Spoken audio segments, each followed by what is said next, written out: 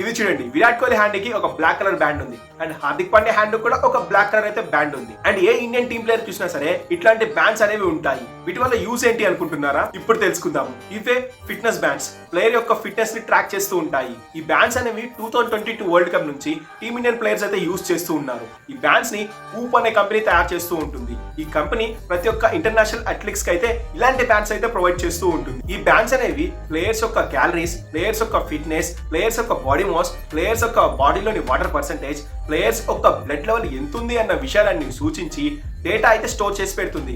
And ఈ data ఆధారంగానే player ఒక ట్రైనింగ్ సెషన్స్, ప్లేయర్స్ ఒక డైట్ ప్లాన్స్ అనేవి డిజైన్ చేస్తూ ఉంటారు. సో ఈ బ్యాండ్స్ అనేవి చాలా యాక్యురేట్ గా మెజర్ చేసి డేటాను స్టోర్ చేస్తూ ఉంటాయి. ప్రతి ఒక్క అథ్లెట్ కి మేజర్ అడ్వాంటేజ్ గా మారుతుంది. మరి ఈ బ్యాండ్స్ బయట దొరుకుతాయి అంటే దొరుకుతాయి. మరి ఈ బ్యాండ్స్ ప్రైస్ ఎంత అంటే అక్కడికే వస్తున్నాం. ఈ బ్యాండ్ ప్రైస్ అనేది 24,000 రూపాయలు.